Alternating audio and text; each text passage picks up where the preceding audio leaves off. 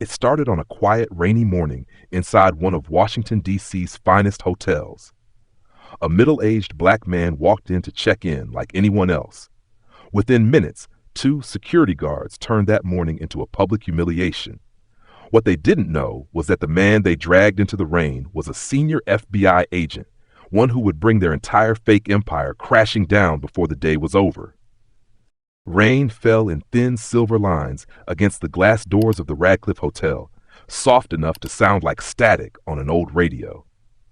Malcolm Reeves stood beneath the awning for a moment, shaking the water from his coat before stepping inside. The warmth hit him like a slow sigh. The lobby smelled of polished wood and coffee that had been sitting too long on a burner. He carried nothing but a leather briefcase, old, scuffed at the corners, the kind of thing people stopped making when they stopped caring about craft. He'd had it for years. To most who passed him, he looked like any middle-aged man on business. Maybe someone who came to town for a meeting, maybe someone who couldn't afford the nicer kind of luggage. The marble floor gleamed beneath his shoes. He took a deep breath and looked around. Families checking out, a couple arguing quietly near the elevator, a concierge answering phones with that automatic smile that never reached his eyes. Normal life. He'd learned long ago that danger hid best inside moments like these. Malcolm crossed the lobby toward the front desk, intending to leave his bag for safekeeping. That was when two men stepped out from near the elevators. They moved together, too stiff, like they'd practiced it. Both wore black tactical shirts with fake gold badges pinned to their chests that read Security Division. One was tall, sharp jaw, clean-shaven head. The other, heavyset with restless eyes that never stopped scanning. Their uniforms were mismatched, the belts cheap nylon, the boots worn down to gray. "Sir," the tall one said, raising a hand, "need to check your bag." Malcolm stopped. "My bag?" "Hotel policy. We've had complaints." A guest reported a suspicious man wandering the lobby. His voice carried far enough that a woman behind the front desk lifted her head. A couple near the coffee station turned. The air changed, the kind of quiet that fills a church when someone drops a hymn book. Malcolm met the guard's eyes, saw nothing official there. "Suspicious," he repeated softly. "That's a heavy word. You sure you're using it right?" The heavier guard shifted his weight. "Sir, we're just following orders. Step aside, please." "Whose orders?" The question hung there, simple and steady. The tall one hesitated a beat too long. "Hotel management," he said finally. Malcolm looked past them toward the desk. The woman standing there, white blouse, name tag, nervous hands, looked away quickly, pretending to type. The name tag read Darla. She knew something was off, but didn't dare speak. He'd seen that look before. Fear of being dragged into trouble that wasn't hers. He gave a small, tired smile. "Well, gentlemen, if it's about a complaint, perhaps we can discuss it civilly. I'm sure there's been a mistake." The tall one's jaw flexed. "Outside, sir. We can't cause a scene here." There it was, politeness hiding a threat. Malcolm could feel the eyes on him now, the whisper beginning to spread. A black man being stopped by security. Something must have happened. His heart didn't race. He'd trained it not to. But deep inside, that old, familiar ache stirred, the one that came from being doubted before being known. He glanced at the heavy guard's badge again. The metal looked wrong, too shiny, like something ordered in bulk online. "You boys new here?" he asked quietly. "Doesn't matter," the tall one snapped. "Move along." Malcolm studied him for a long moment, then set his briefcase down gently on the floor. "You see, I've been coming to this hotel for months," he said. "Never once have I been stopped for looking suspicious." The man's tone hardened. "Things change. Rules tighten." Malcolm murmured. "Yes, rules have a funny way of tightening only around certain necks." That drew a flicker of anger from the tall one. His hand dropped near his belt, where a holster should have been. There was nothing there. He recovered quickly, but Malcolm had already seen the hesitation. "Sir," the heavier guard said, trying to sound official, "we can do this the easy way." Malcolm's eyes narrowed just a fraction. He thought of how easily moments like this could spiral, how one wrong move could rewrite a man's entire life in the span of a breath. He lifted his hands slightly, palms open. "I'm not resisting. I'm asking for understanding. There's a difference." The lobby doors slid open behind them with a rush of cold air. People stepped around the scene, pretending not to see, pretending not to hear. That was always the way, silence doing the dirty work. From across the room, a woman's voice called out, sharp and managerial. "What's going on here?" The guard straightened immediately. The tall one replied, "Ma'am, we're handling a potential issue." Malcolm turned to see her, tall, blonde, impeccably dressed, the kind of presence that filled a room without saying a word. Her name tag read Clara Wynn, manager. She looked at Malcolm as if sizing up a stain on white linen. "Is there a problem, miss?" "Reeves," he said. "Malcolm Reeves. No problem, ma'am, just a misunderstanding." Her smile didn't reach her eyes. "Then I'm sure it'll be cleared up outside. Please cooperate with my staff." "Your staff?" he asked, tilting his head. "They're not wearing the hotel insignia." Her eyes flickered, just for an instant. "Temporary contractors. Now, please." The taller guard stepped closer. "You heard the manager." Malcolm sighed, picking up his briefcase again. "Outside, then. Let's see where this misunderstanding leads." As they moved toward the side doors, a bellhop whispered to the front desk clerk, "Those guys don't work for us." She hushed him quickly, glancing toward Clara, whose face was tight with the kind of confidence people wear when they're already afraid of being wrong. At the threshold, Malcolm paused. The rain had lightened, turning to mist. He looked back once at the lobby, people watching from behind cups of coffee, from behind politeness, and then stepped out into the gray morning. The doors closed behind him with a soft hiss, sealing in the quiet judgment of everyone who had chosen not to speak. In the alleyway beside the hotel, the sound of rain against metal gutters echoed like faint applause. One of the guards muttered something under his breath, but Malcolm didn't catch it. He was listening to the city instead, the hum of distant traffic, the murmur of power lines, the pulse of something brewing just beneath the surface. He adjusted his coat, tightened his grip on the briefcase, and whispered to himself, almost like a prayer, "All right then, let's see who's really giving the orders." Inside the Radcliffe's lobby, the sound of rain had faded to a steady drip against the glass. Clara Wynn stood behind the reception counter, arms folded, eyes fixed on the security feed that showed the alley.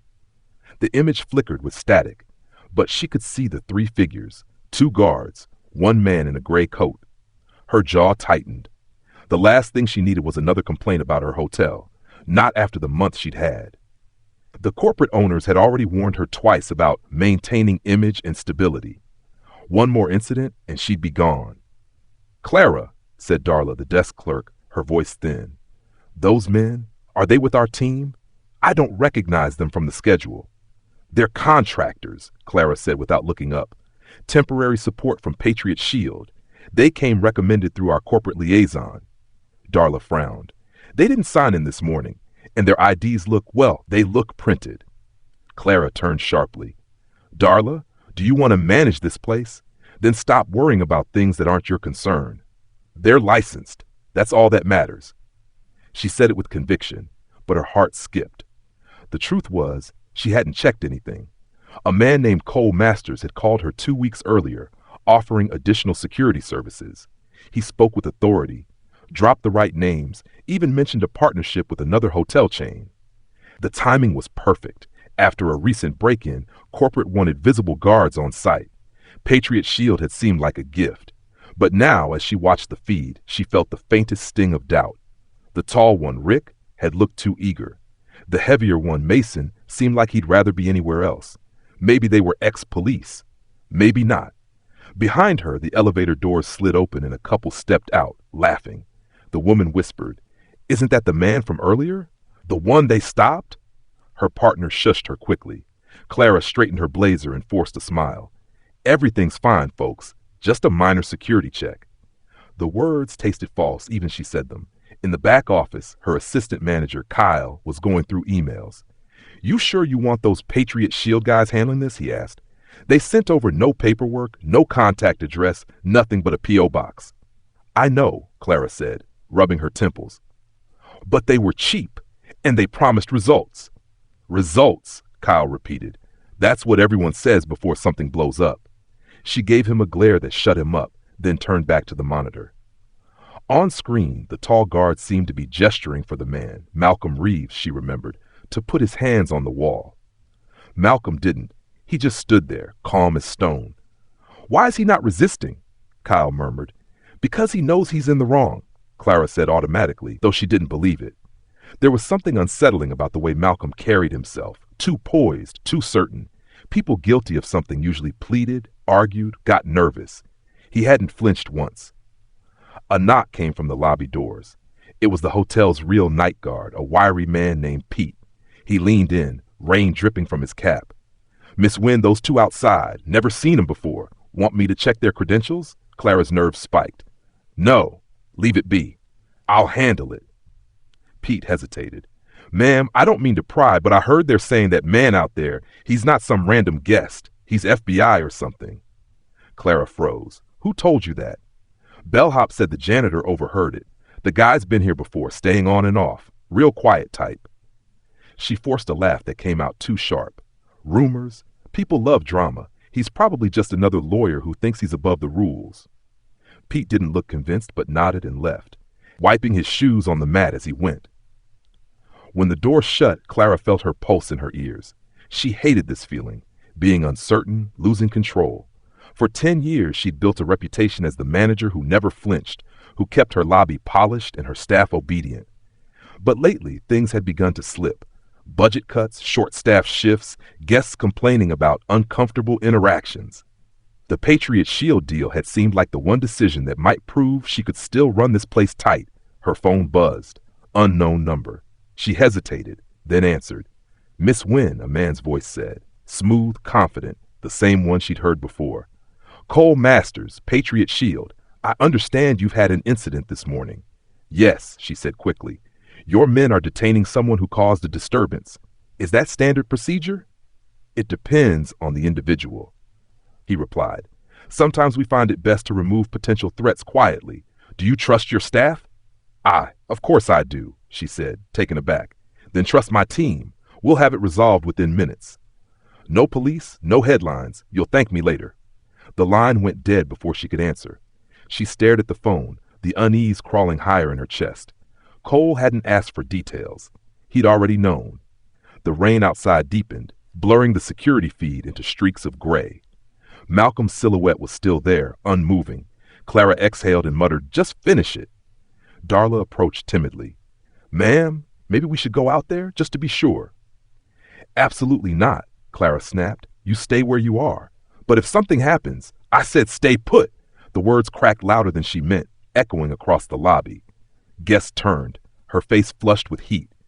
Everything is under control, she said, softer now, but no one seemed to believe her. When she finally stepped into her office and shut the door, the silence pressed in. The clock ticked too loud. She poured herself coffee and sat, staring at her reflection in the window, rain smearing her outline like a ghost. For the first time, she let herself wonder if she'd made a mistake. If those men weren't who they said they were. If the call from Patriot Shield had been something more than business. But pride is a stubborn thing. She told herself it would blow over. She told herself she'd done the right thing. She told herself a dozen little lies, one for every drop of rain sliding down the glass. Outside, in the narrow alley beyond the camera's reach, something was shifting.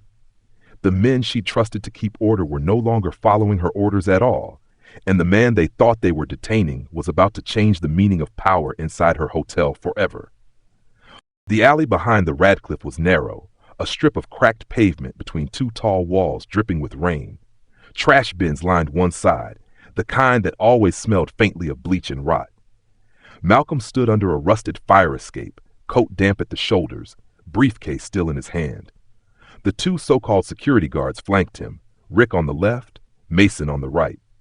The SUV idled a few feet away, black windows fogged, engine rumbling like a low growl. Rick adjusted his gloves, trying to look professional.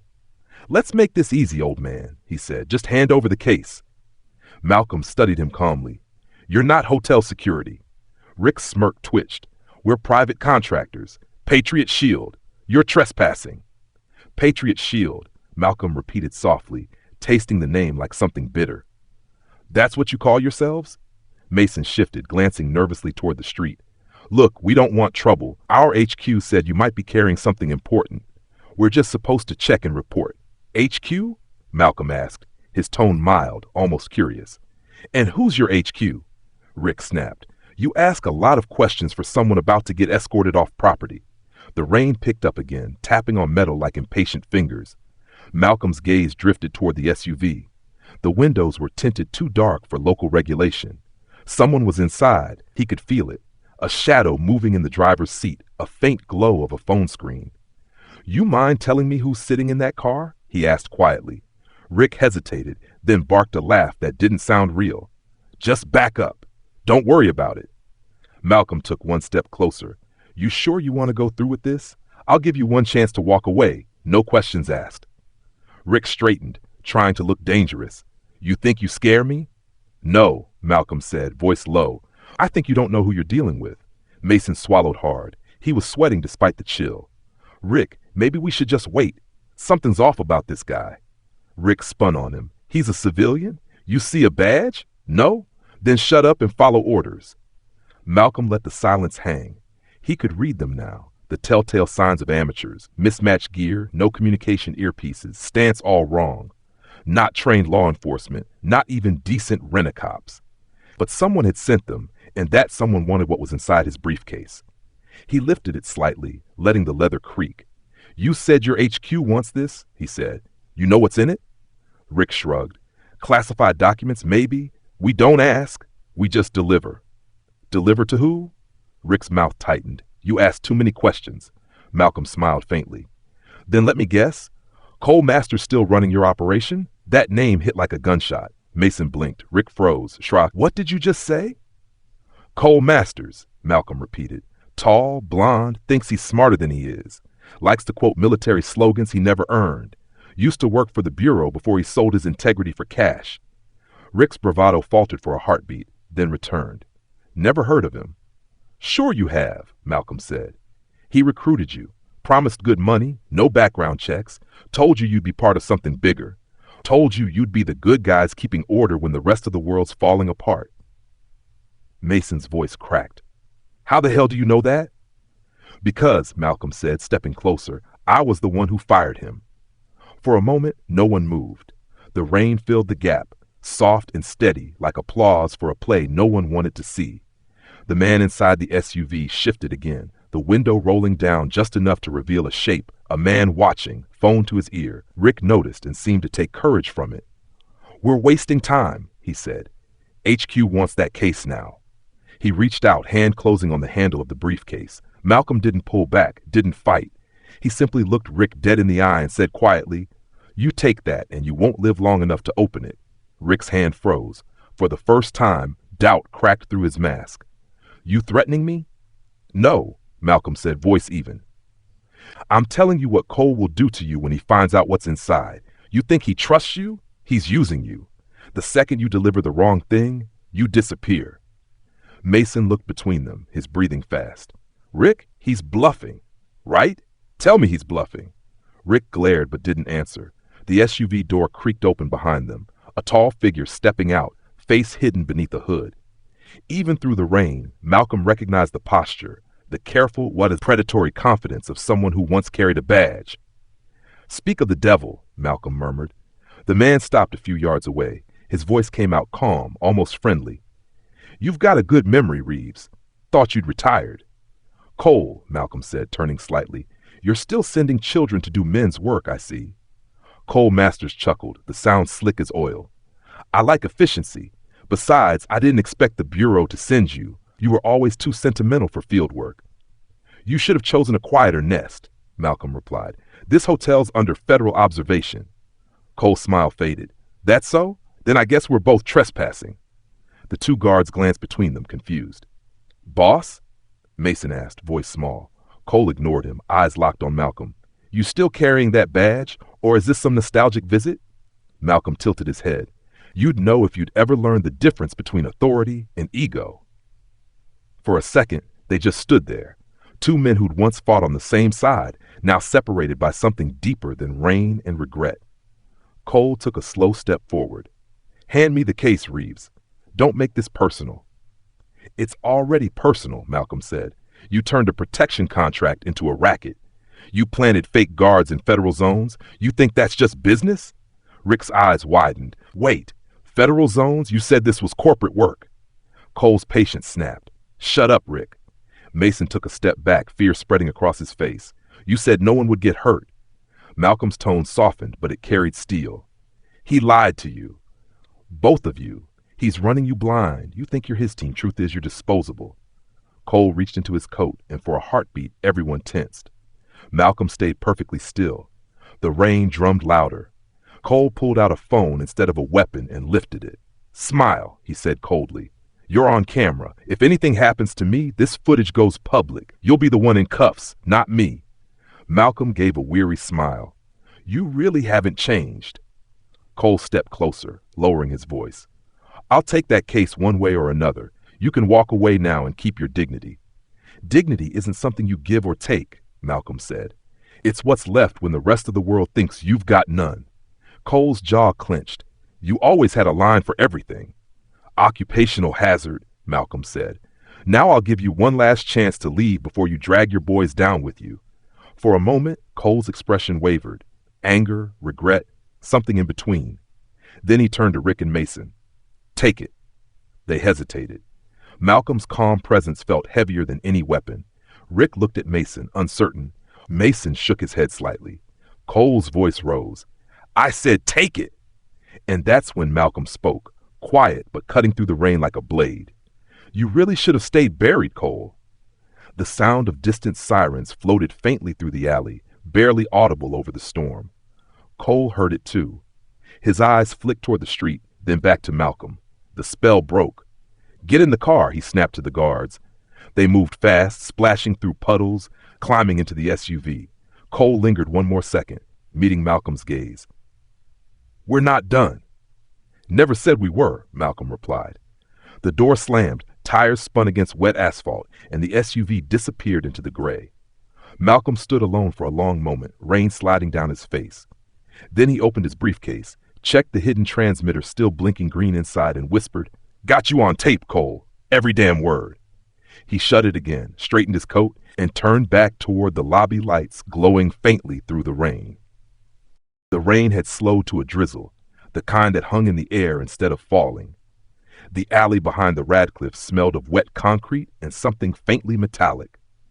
Malcolm stood still, his hands relaxed at his sides, watching the two men in front of him argue in whispers they thought he couldn't hear. Rick wanted to press harder, to finish the job. Mason looked like a man who'd already had enough of the morning. The black SUV idled at the curb, its taillights bleeding red through the mist. A movement caught Malcolm's eye. Down at the far end of the alley, a janitor pushed a mop bucket across the pavement, its wheels squeaking through puddles. Javier? He'd seen the young man before in the lobby, always polite, always quiet, the kind of worker invisible until something broke. Now Javier was standing halfway between courage and caution, his brow furrowed as he took in the scene. Two armed-looking men cornering a guest in the rain. Rick noticed him a beat later. Hey, he barked, keep walking. Javier froze, gripping the mop handle. Sir, I work here. Then mind your damn business, Rick said, stepping toward him. Malcolm's voice cut through the air like a blade of calm steel. Leave him be. Rick turned, the veins in his neck tightening. You don't get to give orders. I just did, Malcolm said. And if you have half a brain, you'll listen. For a second, it was quiet except for the soft hum of the SUV.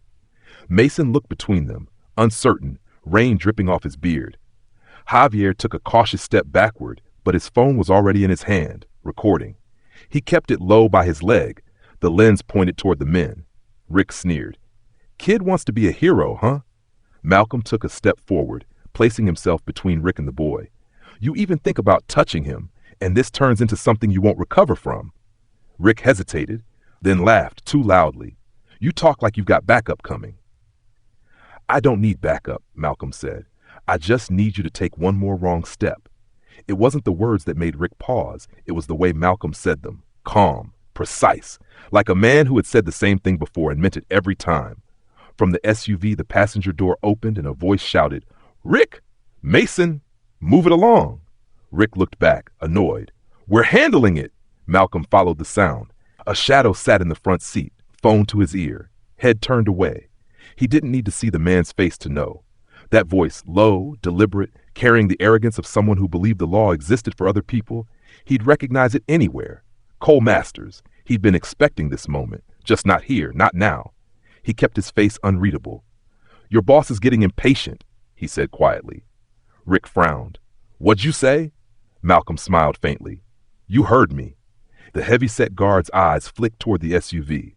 "Rick, maybe we should—" "Shut up, Mason," Rick snapped. "He's bluffing." "I don't think he is," Mason muttered.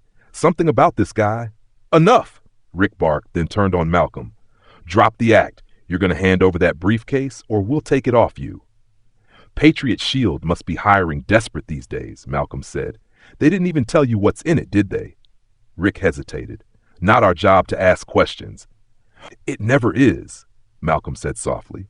"That's how good men turn into tools. Somebody points, and you swing."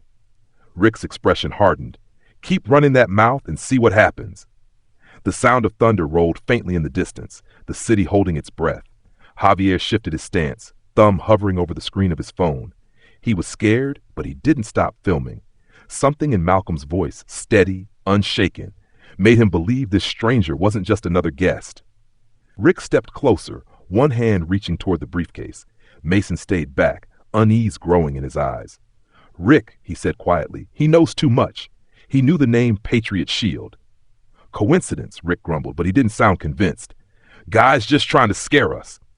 Malcolm met his gaze and said, "It's working." Rick froze, realizing the man in front of him wasn't scared, not even close. "You think you're clever?" he asked, voice low. "I think I'm patient," Malcolm replied, "and patience can be dangerous in the wrong hands." Rick's jaw flexed. "You don't shut up, I swear."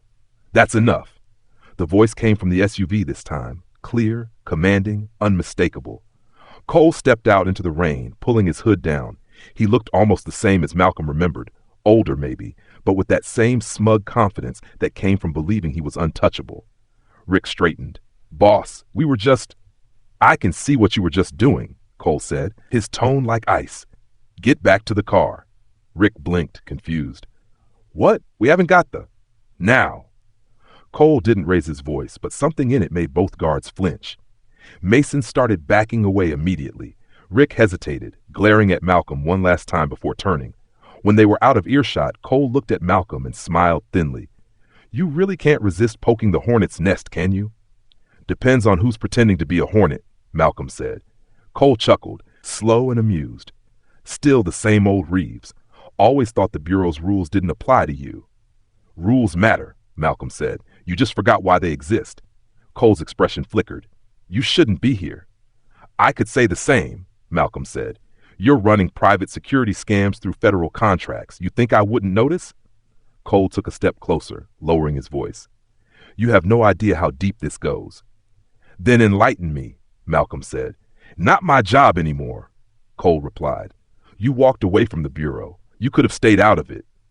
"I didn't walk away," Malcolm said. "I was sent to finish what you started."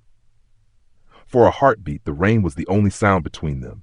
Javier, still hiding near the service door, covered his mouth to stifle a gasp. He didn't understand all of it, but he knew enough. This wasn't a simple hotel dispute. This was something else entirely. Cole tilted his head. "You shouldn't have come alone." Malcolm smiled. "You shouldn't assume I did." A long pause stretched between them before Cole finally sighed. "You always did like to make things complicated." "Truth has a way of doing that," Malcolm said. Cole's smile didn't reach his eyes. "You won't like how this ends." "I rarely do," Malcolm said, "but that's never stopped me." Cole studied him for a moment, then turned toward the SUV. "Get in the car, boys," he called. Rick and Mason scrambled inside. Cole gave Malcolm one last look, then said quietly, "We'll see each other again." "I'm counting on it," Malcolm replied. The SUV door slammed, tires splashed against the wet street, and the vehicle disappeared around the corner. The alley fell silent, except for the soft patter of rain. Malcolm turned to Javier, who was still frozen near the door. "You should head inside," he said gently. Javier swallowed hard. "Sir, who are you?" Malcolm looked down at his soaked shoes, then back up with a faint, tired smile. "Just someone who's been here too many times."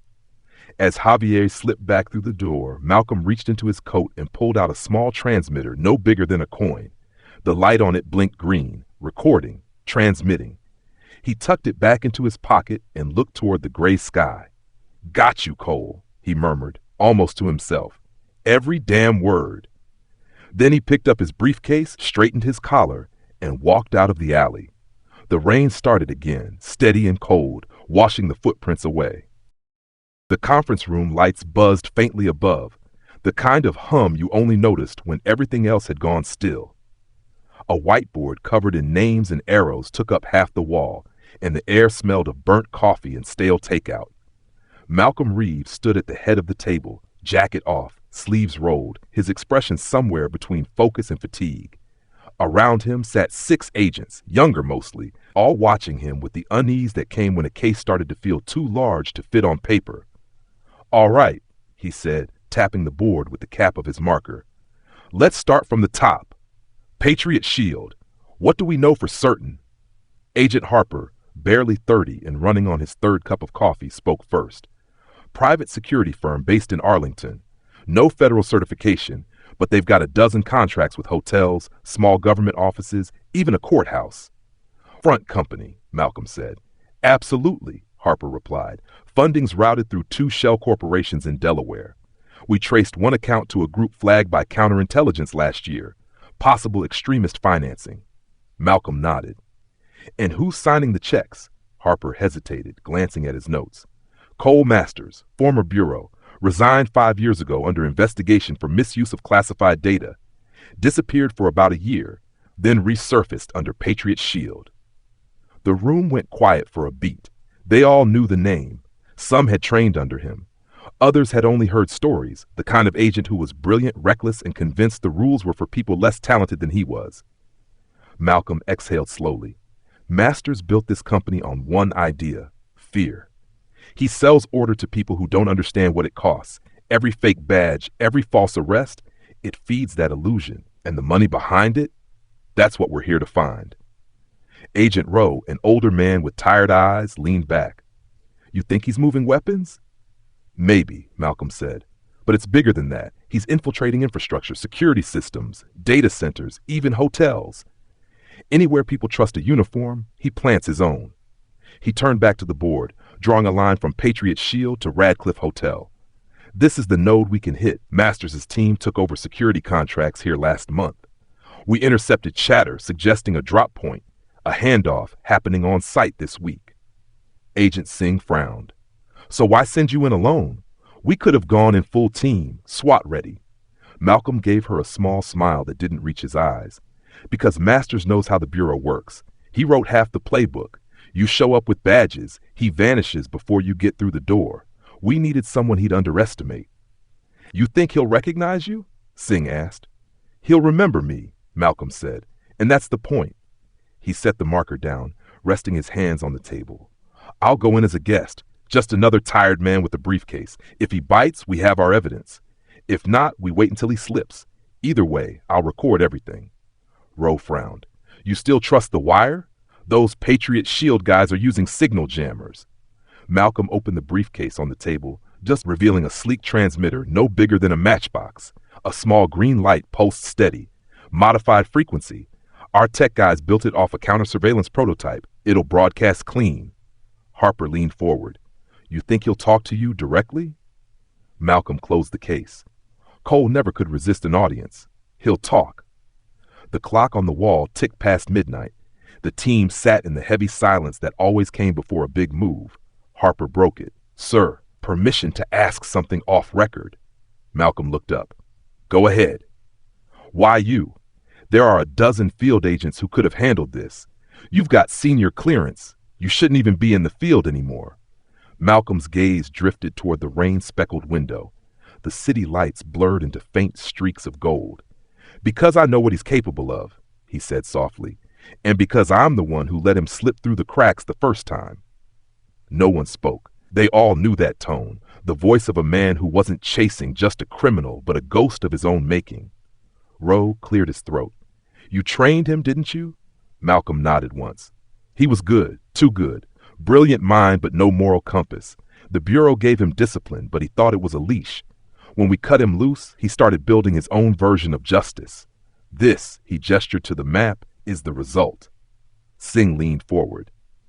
"If he's as careful as you say, how do we get him to slip?" Malcolm's voice hardened. We remind him who he learned from. He closed the briefcase, the latch snapping like a punctuation mark. We move at dawn. I'll check in every 30 minutes. If I miss 2 in a row, you send the cavalry. Rowe muttered. And if he's waiting for you? Malcolm smiled faintly. Then we finally stop pretending we don't know how this story ends. The meeting broke with quiet murmurs. Agents gathered their notes, coffee cups, and nerves. As they filed out, Harper lingered. Sir? Malcolm looked up. Just be careful. Some of us still think you're the good kind of legend. Malcolm gave a soft laugh. That's the problem with legends, Harper. They usually die halfway through the story. When the room was empty again, he stood by the window, watching the city below. The rain had stopped, leaving the streets slick and shining under the streetlights. Cars passed like small glowing insects. Somewhere out there, Cole was already moving his pieces, confident he was still one step ahead. Malcolm rested a hand against the glass. You always did like control, he whispered, as if speaking to someone just out of reach. Let's see how you handle losing it. He picked up the briefcase, checked the transmitter again, and turned off the lights. The room fell into darkness except for the faint green pulse from inside the case, a heartbeat of purpose, steady and sure. By morning, he'd walk through those hotel doors like any other guest, and by the time the sun set, one of them would no longer have the luxury of pretending they were the hero. Clara Wynne stood in the rain outside the Radcliffe, her heels sinking into a shallow puddle. The drizzle had slowed to a mist that clung to her hair and suit jacket, but she didn't care. She was trying to steady her breathing, to convince herself she still had control of this situation. Behind her, the glass doors of the hotel glowed warm and golden, but it felt like another world entirely. Inside, her staff whispered about what had happened. Outside, she was standing in the middle of a problem that refused to disappear. Rick and Mason flanked the man they dragged into the alley earlier, Malcolm Reeves. He didn't look like the kind of person who begged. He stood calm and straight, the rain rolling off his coat, eyes sharp enough to make her feel like she was the one under interrogation. She hated that feeling. She'd built her entire career on being the one who asked the questions. I don't like this, Mason muttered, shifting his weight. We should call it in. Call who? Rick snapped. Cole's got it handled. Clara frowned. Cole? Who's Cole? Rick glanced at her but didn't answer. Mason looked like he wanted to say something but kept quiet. Clara's stomach tightened. I asked you a question, she said, her tone sharper now. Rick shrugged. He's the guy who signs the checks. That's all you need to know. She didn't like the sound of that. She'd hired Patriot Shield on the phone with a man named Cole Masters. Smooth voice, sounded corporate, knew the right buzzwords, but she had assumed he was just another executive, not the kind of man who gave orders from black SUVs in back alleys. She stepped closer to Malcolm, forcing confidence she didn't feel. You brought this on yourself, Mr. Reeves. You refused to cooperate, you caused a disturbance, and now my staff has to clean it up. Malcolm tilted his head slightly. Your staff? His voice was low but clear, cutting through the rain. Do you know who they work for, Miss Wynne? I hired them, she said quickly. You think you did. He studied her face, his expression unreadable. Did you bother to check their credentials, verify their licensing, or did you just take a stranger's word because he sounded official on the phone? Clara's jaw clenched. Watch your tone. Someone should have watched yours when you picked up that call, Malcolm replied. Rick stepped forward, scowling. Enough talking. We're done here. Malcolm didn't move. Are we? Rick reached for the briefcase. Malcolm's hand shifted just enough to stop him. That's not yours. You're trespassing on private property, Rick said, trying to sound authoritative. Then arrest me, Malcolm said quietly. Go ahead. Make it official. Call the police. Rick hesitated, glancing toward Clara. She didn't like how calm he sounded, how certain. You can't tell us what to do, she said. Malcolm's eyes flicked to hers, and something about the way he looked at her, steady, measured, unafraid, made her stomach turn. No, he said, but I can tell you what's about to happen. Rick's voice rose. You think you're smarter than us? No, Malcolm said. I think you've been lied to. He turned slightly toward Mason. Both of you. You think you're working for a legitimate company? You're not. You're part of a criminal operation. A front. Patriot Shield isn't protecting anyone. They're being paid to intimidate and extract. That's a lie, Rick snapped, but his voice cracked. Mason looked between them, uncertainty deepening. Malcolm stepped closer to Clara, lowering his tone so only she could hear. You've been dragged into something you don't understand. You made one call, and now you're standing between me and a man who belongs in federal custody? You still think you're in charge here? Clara opened her mouth, but no sound came out. She hated how small she suddenly felt, how the walls around her authority seemed to crumble the longer he looked at her. You're bluffing, she managed. You're just trying to scare us. Malcolm gave a tired smile. If I wanted to scare you, Miss Wynne, I'd tell you exactly what's inside that briefcase. Rick's patience snapped. That's it. He grabbed for the case again. Malcolm sidestepped, calm as a man avoiding a puddle. Touch that, Malcolm said, and you're committing a felony. Rick laughed. You think I care? You should, Malcolm said softly, because Cole does. You think he's going to protect you if this goes wrong? The second he smells trouble, he'll cut you loose. You'll take the fall, not him. Mason swallowed hard. Rick, maybe we should back off. This is feeling. It's feeling like you're losing your nerve, Rick hissed. I'm not getting fired over some old man with a suitcase. The rain fell harder again, drumming against the pavement. The SUV door opened and a man stepped out, hood up, hands in his pockets. Clara saw him and instantly recognized the voice from the phone. Cole Masters. His presence shifted the air, something dangerous wrapped in calm. What's the holdup? Cole asked, approaching slowly. His gaze landed on Malcolm, and a smirk curved across his face. Well, I'll be damned. Didn't think you'd actually show. Always good to see you too, Cole, Malcolm said. You're still hiding behind other people, I see. Cole chuckled. Old habits. Can't say I missed your lectures, though. Clara looked between them, bewildered. You two know each other? Cole didn't look at her. He used to be my boss. Malcolm corrected him softly. My trainee, until he decided the law was just a suggestion. Cole shrugged. Some of us learned the system's easier to fix from the outside. By breaking it? Malcolm asked. By rebuilding it, Cole said, smiling faintly. But you wouldn't understand. You still believe in the badge. I believe in results.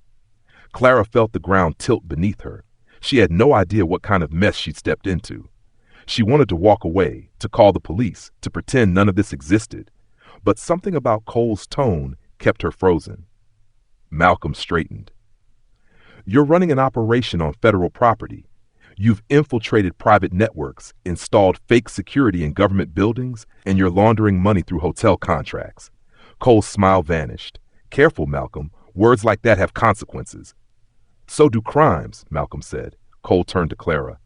You wanted protection. I gave it to you. Don't let this man make you doubt yourself. Clara blinked. You lied to me. I gave you order, Cole said simply. And order is rare these days. Malcolm shook his head. Order built on fear isn't order, it's control. The silence between them was heavy enough to drown in. The rain hissed against the metal awning. Rick shifted awkwardly. Mason kept his eyes on the ground, and Clara could hear her own heartbeat pounding in her ears. Cole finally sighed, turning toward his SUV. We're done here. Let's go. Rick hesitated, looking at Malcolm like he wanted to say something, but didn't. Mason followed quickly, relief written across his face. Cole stopped at the car door, glancing back once. We'll finish this another time, Reeves. Malcolm didn't move. You won't get another chance. Cole grinned, cold and effortless. You always did like pretending you were still in control. The SUV pulled away, tires hissing over wet pavement. Clara stood there in the quiet that followed, her breath fogging the air. She turned to Malcolm, voice trembling despite herself. What are you going to do? He looked at her for a long moment before answering. What I came here to do. And what's that? End this. He walked past her without another word, rain beating on his coat. Clara watched him disappear back toward the hotel, the echo of his footsteps mixing with the steady rhythm of the rain. For the first time in years, she realized she wasn't the most powerful person in her own building, and that whatever game she'd been playing, she'd just become one of the pieces. The night had bled into a dull gray morning by the time Malcolm walked back through the Radcliffe side entrance. The smell of stale coffee hung in the air, mixed with the faint tang of cleaning chemicals. The lobby was quiet, too quiet. the kind of stillness that made every sound feel like it didn't belong. The young clerk at the front desk, Darla, looked up when he passed. Her lips parted as if she wanted to say something, but he gave her a small shake of his head. She lowered her eyes and went back to pretending to type. He moved slowly through the corridor, shoes clicking softly on the tile, coat dripping from the rain. Every step echoed with the memory of Cole's voice, that same easy arrogance that once charmed recruits into following him off cliffs. Malcolm could still hear the threat underneath the calm, the warning that this wasn't finished. He'd known Cole long enough to understand he meant it. He took the elevator to the second floor. The mirrored doors reflected a tired man, creases under his eyes, streaks of gray in his hair, the kind of face that didn't hide much anymore. He smiled faintly at his own reflection. "Getting too old for alleys and liars," he murmured. When the doors opened, he stepped into the hallway and walked toward his room. He'd rented it under a false name, one of several covers the bureau still kept active. The room itself was modest. A desk, a bed, a single window that looked out over the alley where everything had nearly gone wrong. He set the briefcase on the desk and opened it carefully. Inside was the transmitter, still blinking a steady green light. Every second of the exchange in that alley, Cole's voice, the names, the admission, was recorded. He exhaled and sank into the chair, rubbing his temple. For a moment, he let himself feel it, the exhaustion, the ache in his joints, the years of chasing men like Cole, only to find they came from the same places he once did. The difference, he'd always told himself, was the choices they made when no one was watching. But lately, he wasn't sure that line was as clean as he used to believe. A knock broke his thoughts. Sharp, quick, deliberate. He turned, instinctive, eyes on the door. "Who is it?" "It's Clara," came the voice. He hesitated. He hadn't expected her to follow him. "You shouldn't be here." "I'm already in it, whether I should be or not." He opened the door. Clara stood there, coat wrapped tight, face pale but composed. She looked smaller than before, stripped of the authority she'd worn like armor. "You want to tell me what just happened out there?" she asked quietly. "I think you already know," he said. She stepped into the room, glancing around like she wasn't sure where to stand. "Those men, they weren't real security. You were right." "I usually am," he said gently. "That man Cole, you used to work with him?" Malcolm closed the door and leaned against it. "A long time ago. He was one of mine. Smart, ambitious, too ambitious. Thought the Bureau was holding him back. When we started investigating missing data from classified systems, his name came up. By the time we had proof, he was gone. And now he runs Patriot Shield," she said. "Among other things," Malcolm replied. "Fake security outfits, data theft, federal impersonation. He builds fake walls of protection for people who can afford them, then sells what's behind those walls to the highest bidder." Clara's voice trembled. "And I hired him." "You didn't know?" "That doesn't make it better," she said. "I let those men in. I trusted them. God, they could have hurt someone." "They almost did," Malcolm said quietly. She looked up sharply. "And you? Who are you, really?" He hesitated, watching her eyes search his face. Then he reached into his coat, pulled out the worn leather wallet, and flipped it open. The gold badge glinted in the weak morning light. "Special Agent Malcolm Reeves, Counterterrorism Division, FBI." She stared at it for a long time, as if trying to decide whether to believe it. "You've been investigating this from the start." "Yes," he said. "The Radcliffe's one of several hotels tied to Patriot Shield's contracts. I came to confirm who was behind it. And now you have your proof." "I have his voice on tape," he said, nodding toward the transmitter. "Enough to bring him in, maybe enough to unravel his network.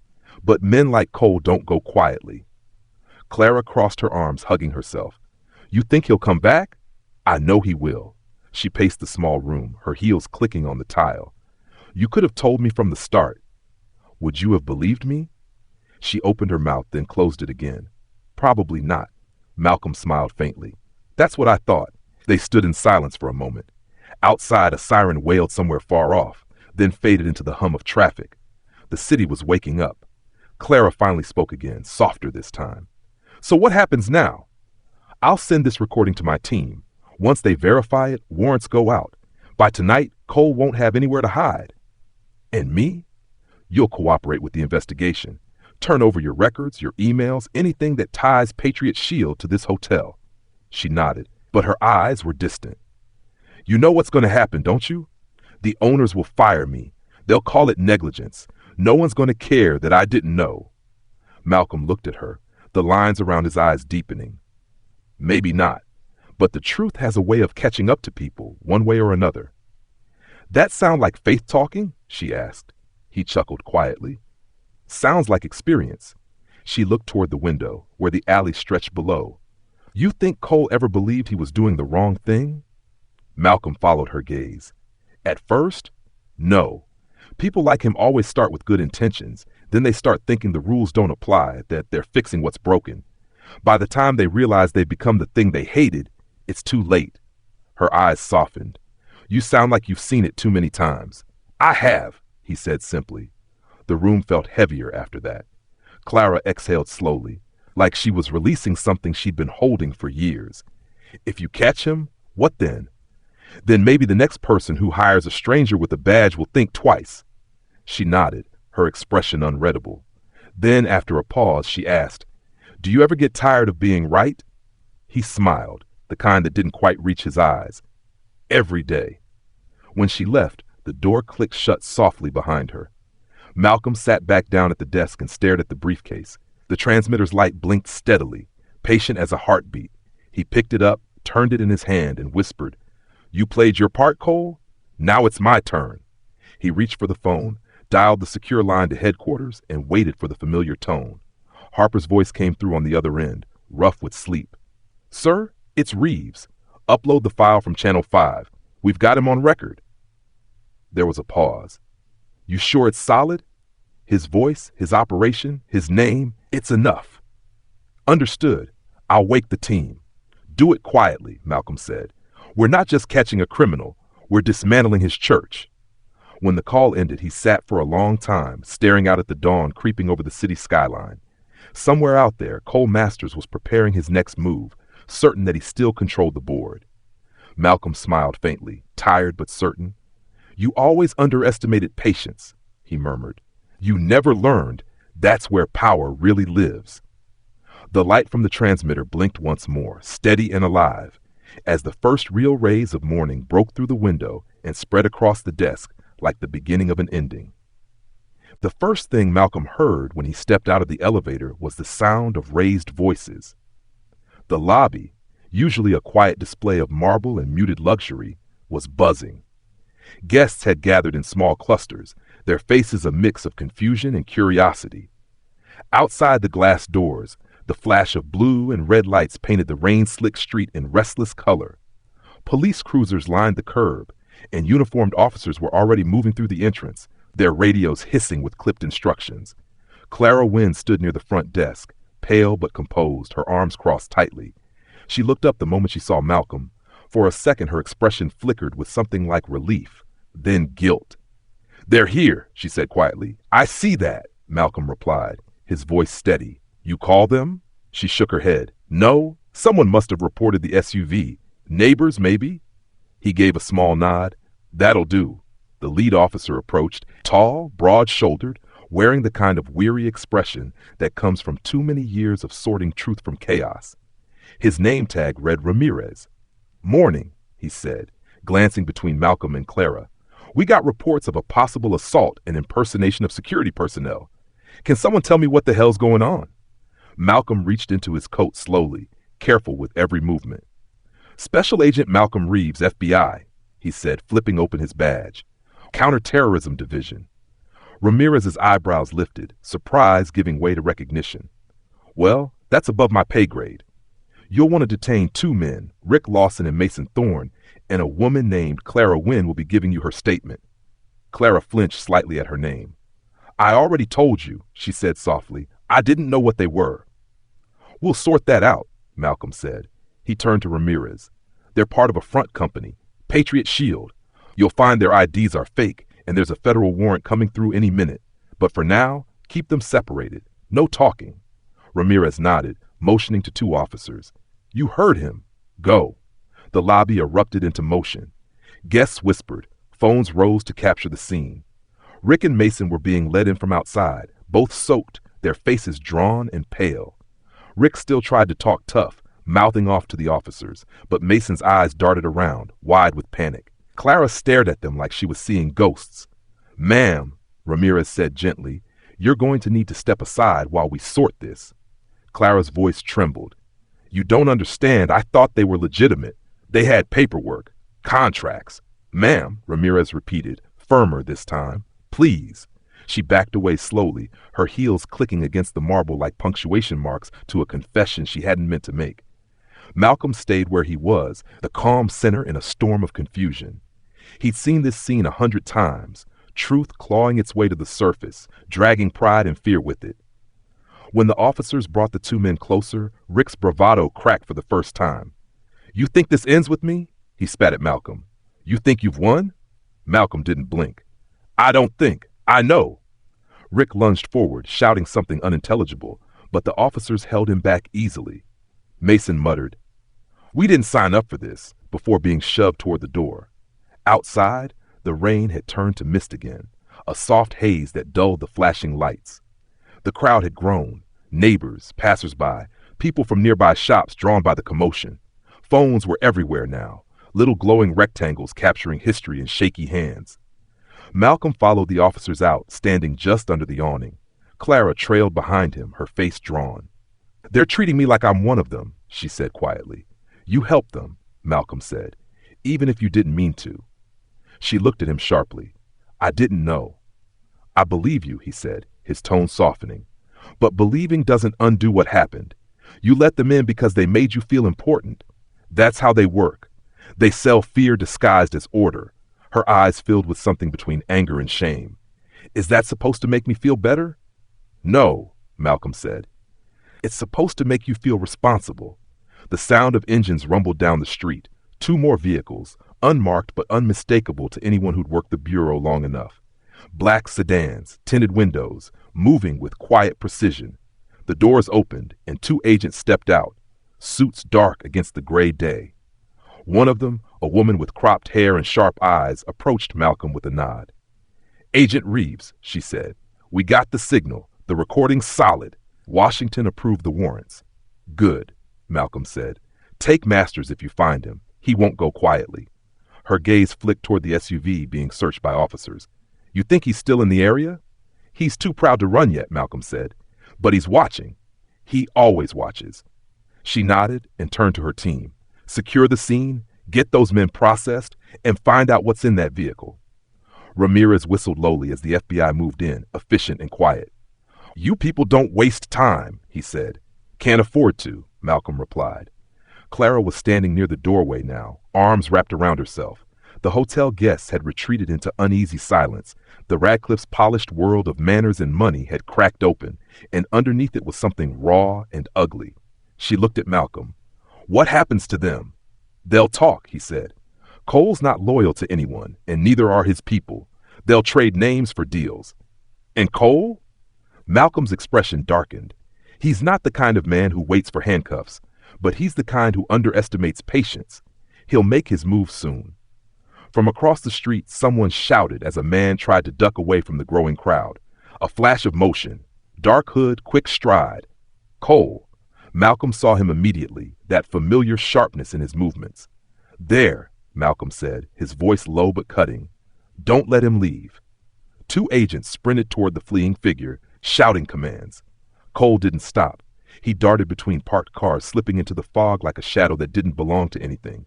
The agents followed, but within moments he was gone, swallowed by the city. Ramirez swore under his breath. "He's fast." "He's careful," Malcolm corrected. "But not careful enough." Clara stepped closer, voice shaking. "He'll come after you." "He already tried," Malcolm said. "That's how I know he's desperate." The agents began loading the suspects into patrol cars, the doors closing with solid final thuds. Mason's face pressed against the window, pale and wet, while Rick kept shouting until the sound was lost in the sirens. As the last car pulled away, the rain started again, light at first, then heavier, washing the street clean. Malcolm stood there, the water soaking through his coat. For a moment, he let himself feel the weight of it, the years, the losses, the endless pull of right and wrong blurring together. Clara's voice broke the quiet. You'll find him, won't you? Malcolm looked at her, his expression unreadable. That's the job. Then what? She asked. When you do? He turned toward the flashing lights receding into the distance. Then I remind him that power borrowed on lies always gets repossessed. He walked away before she could answer, his silhouette swallowed by the gray morning. The city hummed around him, alive and restless, already forgetting the spectacle that had just unfolded. But somewhere in a dark room or an empty street, Cole Masters was watching, planning, telling himself that the game wasn't over. Malcolm knew better. It never was. A week later, the Radcliffe was quiet again. Too quiet, as if the building itself were trying to forget what had happened. The smell of polished wood and coffee had returned, but it didn't hide the tension lingering underneath. Guests whispered about the FBI thing that had shut down half the block, about the manager who was suddenly on leave, about the black SUVs that had come and gone without a trace. The hotel's rhythm was back, but its heartbeat was different now. Slower, cautious, aware. Malcolm Reeves sat in his office at the bureau, a dimly lit room lined with old case files and a single window overlooking the river.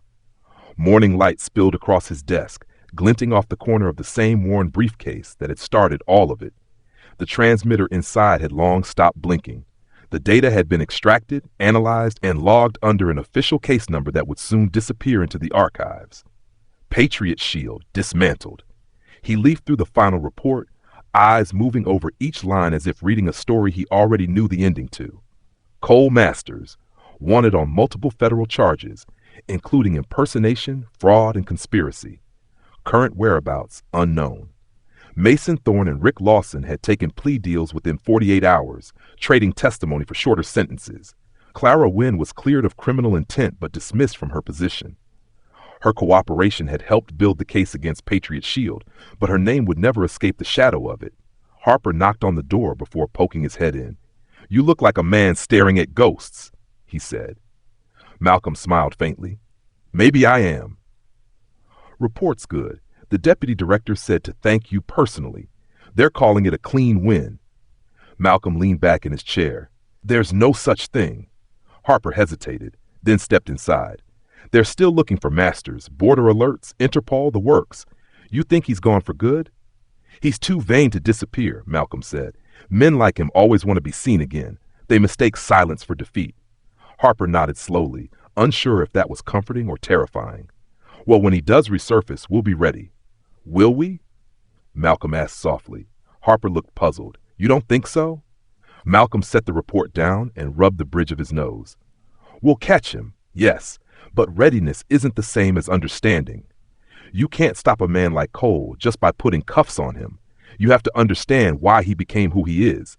That's the part we never teach." Harper's voice dropped. "Because sometimes the reason looks too much like us?" Malcolm smiled without humor. "Exactly." The younger agent left soon after, closing the door quietly behind him. Malcolm sat in the silence for a long time, listening to the faint hum of the city outside. He thought about Cole, his talent, his arrogance, the way he used to quote bureau mottos as if he'd written them himself. He'd been a good agent once, better than good. Until the job stopped being about service and started being about control. The phone on his desk buzzed. It was Clara. He hesitated before answering. "Miss Wynn." Her voice was softer than he remembered, almost careful. "I wasn't sure you'd pick up. I almost didn't. I just wanted to thank you," she said, "for telling the truth, for not letting me drown in it." "I didn't do it for you." "I know," she said, "but it still matters. They gave me a severance package, signed NDA, the whole routine. I should feel relieved, but I don't. Everything feels different now. The guests, the uniforms, even the word security. It doesn't mean what I thought it did." Malcolm leaned back, staring at the ceiling. "That's how it starts. Once you see behind the curtain, it's hard to pretend again." "Do you ever get used to it?" she asked. "No," he said quietly. "You just stop expecting people to." There was a pause. "They said on the news that Cole Masters is still out there." "He is." "He's not going to stop, is he?" "No," Malcolm said, "but neither am I." She exhaled softly, and for a moment, neither of them spoke. When she did, her voice had changed, steadier somehow. "If you ever need a witness statement or anything like that, I'll be here." He smiled faintly. "I know you will." After the call ended, Malcolm sat there a while longer, watching the river move lazily beneath the window. A boat cut through the surface, its wake spreading outward like a heartbeat. The city looked peaceful, but he knew better. Peace was just the quiet between storms. On his desk sat a small envelope, unmarked except for his name written in neat block letters. It had arrived that morning, internal mail, no return address. He opened it carefully. Inside was a single photo, grainy, clearly taken from a distance. It showed a man boarding a private jet at an airfield somewhere warm, palm trees in the background. The man's face was turned slightly toward the camera. Even through the blur, the smile was unmistakable. Cole Masters. Scrawled beneath in black ink were 3 words. You missed something. Malcolm stared at it, feeling the faint tug of something between frustration and inevitability. Cole was alive, free, still playing his game. But this time, Malcolm knew the rules better. He tucked the photo into his briefcase next to the old transmitter. The light no longer blinked, but he liked having it there. It reminded him that even when something seemed finished, the signal always lingered somewhere in the air, waiting to be found again. That evening, he left the office later than usual. The bureau's halls were quiet, the kind of silence that settled after everyone else had gone home.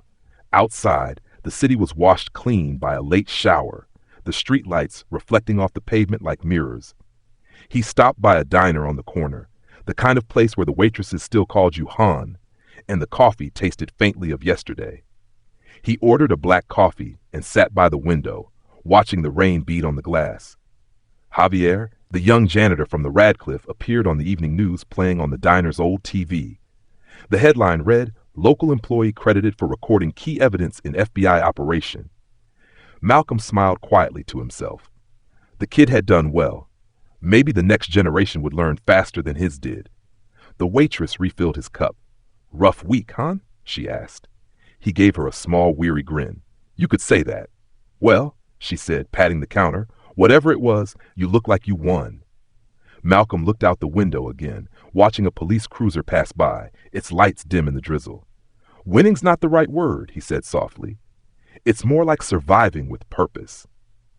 When he finally stood to leave, the rain had stopped. The night smelled of wet asphalt and possibility. He slipped his hands into his coat pockets and started walking toward the river, the city lights shimmering in his path. Somewhere far away, Cole Masters was looking over his shoulder, thinking he'd escaped again. But Malcolm knew patience, and patience was the one thing his old student had never learned. He paused at the railing overlooking the water, the current dark and slow beneath the bridge lights.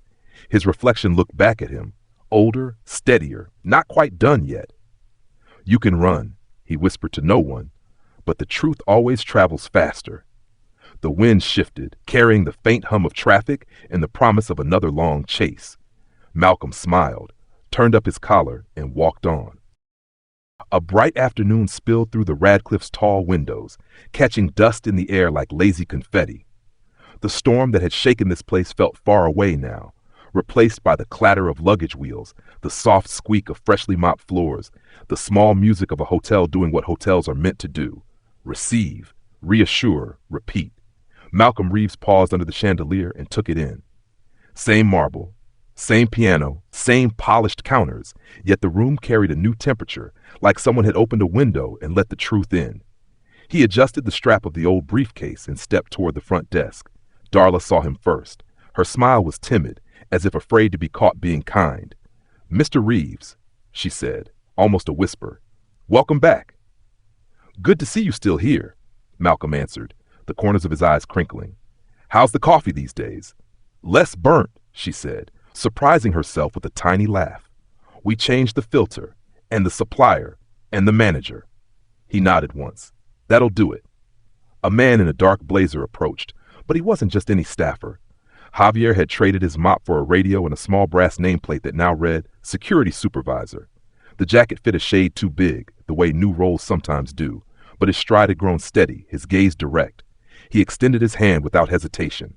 "Sir," he said, "glad you came back." "Looks like the place learned something," Malcolm replied, shaking his hand. "You keeping the wolves outside now?" "Best we can," Javier said. "Real licenses, real training. We check our own, and we treat guests like guests." He glanced toward the doors. Haven't seen any fake badges in a week. The lobby sleeps easier. That's all a hotel can ask for, Malcolm said. They walked a few steps together, the briefcase tapping softly against Malcolm's leg. He stopped near the window where the rain had once stuttered and hissed, the alley now just a strip of sunlight and delivery trucks. The memory rose without being asked. The SUV, the threats, the quiet certainty in his bones when he told men who thought they were lions to back away. He let the picture pass. That was the trick life taught if you stayed in it long enough. Let the picture pass. Keep the lesson. People still talk about that morning, Javier said, almost apologetic. They say you embarrassed those men. Malcolm shook his head. No, they did that all by themselves. Ego is a show that always ends the same way. Javier smiled, then hesitated. Sir, there's something I've been meaning to ask. He lowered his voice. Do you think he'll come back?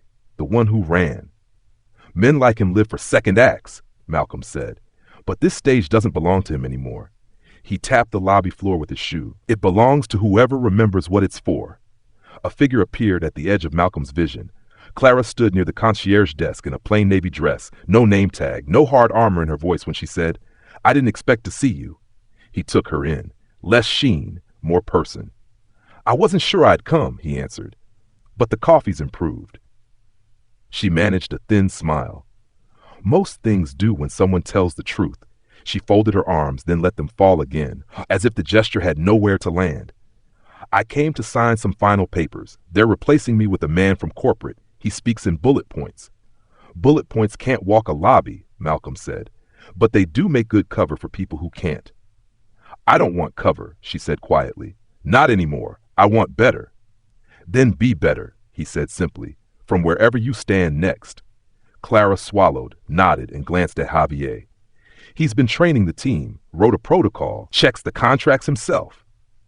She turned back to Malcolm. I used to think that was beneath me. Details, clipboards, the slow work. Turns out that's where all the decency lives. Decency is slow, Malcolm said. That's why so many people hurry past it. They stood in a small triangle of quiet while the lobby flowed around them. A boy tugged a suitcase half his size like it was a friend.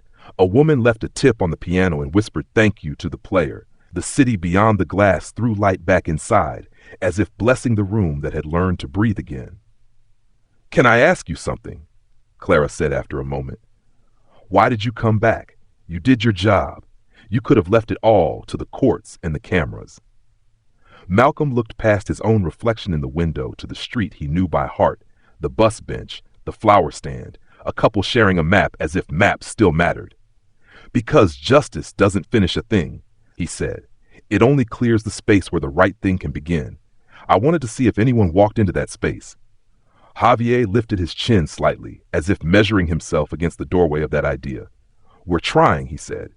It feels different to tell someone, we're here to keep you safe, and actually mean it.